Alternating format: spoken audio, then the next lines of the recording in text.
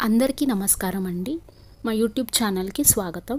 ఈరోజు మనము సంగీ టెంపుల్ని చూడబోతున్నాము. మన ఛానల్లో సంగీ టెంపుల్ హైదరాబాద్ నగరానికి సుమారుగా 35 కిలోమీటర్ల దూరంలో ఉంటుంది. ఇది రామోజీ ఫిలిం సిటీకి చాలా దగ్గరలో ఉంటుంది. హైదరాబాద్లోని ప్రముఖమైన దేవాలయాలలో ఇది కూడా ఒకటి. చాలా ఎత్తైన ప్రదేశంలో ఇది కట్టి ఉండడం వలన, నిర్మించి ఉండడం వలన ఇది మీరు ప్రయాణం చేస్తున్న మార్గంలోనే దీని గోపురం అనేది మనకు కనిపిస్తుంది. చాలా చిన్న చిన్న ఉపాలయాలు కూడా ఈ సంగీ టెంపుల్లో ఉన్నాయి. మనము మెట్ల మార్గం ద్వారా కింది నుండే వెళ్ళిపోవచ్చు. లేదా మీరు బైక్ కానీ కార్లో కానీ వస్తే ఎంట్రన్స్ గేట్ దగ్గర టికెట్ అనేది తీసుకుంటారు. మాకైతే 50 రూపాయలు తీసుకున్నారు. తర్వాత మీరు తిన్నగా బైక్లోనే లేదా కార్లోనే మీరు ఏ వాహనం తెచ్చుకుంటే అందులో పైకి వెళ్ళిపోయి అక్కడ పార్కింగ్ స్థలం ఉంటుంది. అక్కడ పార్క్ చేసుకోవచ్చు. మన పాదరక్షకులు వదులుకోవడానికి కూడా అక్కడ స్టాండ్ అనేది ఉంటుంది. అక్కడ వదులుకోవచ్చు. మీరు కావాలనుకుంటే మెట్ల మార్గం ద్వారా కూడా పైకి వెళ్ళొచ్చు. తరువాత మీరు లోపలికి వెళ్ళాక ముందుగా మీకు వెంకటేశ్వర స్వామి వారి దేవాలయం కనిపిస్తుంది. దాని చుట్టుపక్కల మనకు చిన్న చిన్న ఉపాలయాలు అనేవి ఉన్నాయి. ముఖ్యంగా వెంకటేశ్వర స్వామి వారి దేవాలయం, అలాగే శివాలయం కూడా ఉంది.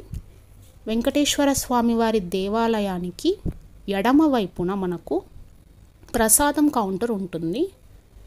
కుడివైపున ఒక మండపం లాగా ఉంటుంది. అక్కడ మనం కూర్చోవచ్చు.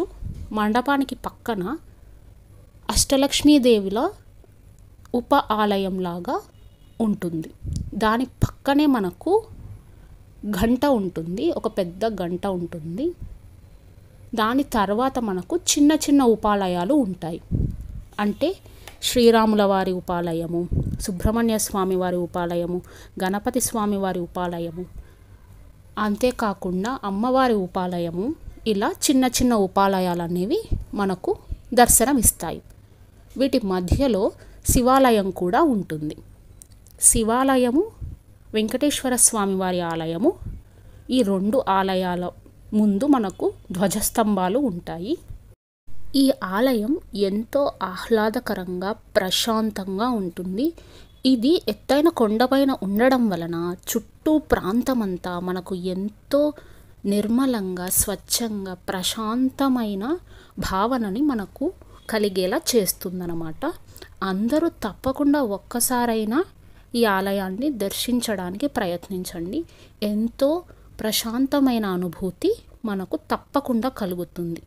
ఈ చిన్న చిన్న ఉపాలయాలు ప్రతి ఒక్కటి కూడా కాస్త లోపలికి ఉంటాయి. నేను ముందుగా చెప్పినట్లు వెంకటేశ్వర స్వామి వారి ఆలయం, శివాలయం కాస్త ముందుగా ఉండి ధ్వజస్తంభాలు ఉంటాయి. ఉపాలయాలు కాస్త లోపలిగా ఉన్నట్లు ఉంటాయి.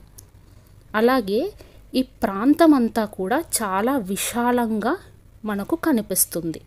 చుట్టూ ఉన్న కొండలని మనము ఈ ఎత్తైన దేవాలయం నుండి చూసినప్పుడు మనకు ఎంతో ప్రశాంతమైన అనుభూతి కలుగుతుంది. ఇక ఈ ఆలయం కట్టడం విషయానికి వస్తే ఇది 1991లో నిర్మించడం జరిగింది.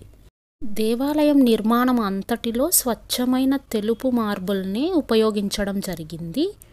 అంతేకాకుండా ప్రాంగణం చుట్టూ మీరు చూసినట్లయితే ఈ శిల్పకళలు ఉన్నాయి కదా, ఇవన్నీ పౌరాణిక గాథలని, చరిత్రలని తెలిపే విధంగా చెక్కబడ్డాయి.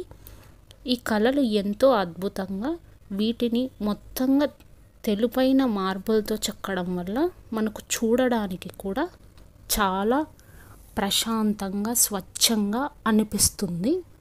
అంతేకాకుండా ఈ దేవాలయానికి ముఖ్యంగా ఏకాదశి పర్వదినం రోజు, శ్రావణ మాసం రోజు ఎక్కువగా భక్తులు రావడం జరుగుతుంది. అలాగే కొత్త సంవత్సరం అప్పుడు కూడా ఈ దేవాలయానికి ఎక్కువ సంఖ్యలో భక్తులు విచ్చేస్తూ ఉంటారు. మనము బైకులో కానీ కారులో కానీ ఏ వాహనంలో వచ్చినా సరే మనకు మీరు బస్సులో వెళ్ళినా సరే ఎంట్రన్స్ దగ్గర కుడివైపునే మనకు ఆంజనేయ స్వామి వారి దేవాలయం అనేది ఉంటుంది. అది మీరు వచ్చేటప్పుడైనా దర్శించండి, వెళ్ళేటప్పుడైనా దర్శించండి. మీరు వాహనంలో వెళ్ళినట్లయితే మాత్రమే పార్కింగ్ స్థలానికి వెళ్ళండి, లేదంటే మెట్ల మార్గంలోనే గుడిలోకి వెళ్ళడం ఉత్తమమైన పద్ధతి. అక్కడ మనకు బోర్డు కూడా పెట్టి ఉంటారు, వాహనదారులు మాత్రమే పార్కింగ్ వైపుగా నడవడం మంచిది అని. కాబట్టి మీరు మెట్ల మార్గం ద్వారానే వెళ్ళండి. మీరు బస్సులో వెళ్ళినట్లయితే ఇది సంగీనగర్ లోపలికి వెళ్ళిన తరువాత కాస్త నడవాల్సి ఉంటుంది, అప్పుడే మనకు దేవాలయం అనేది వస్తుంది. మీరు బస్ మార్గం ద్వారా వెళ్తే ఈ విధంగా వెళ్ళాలి.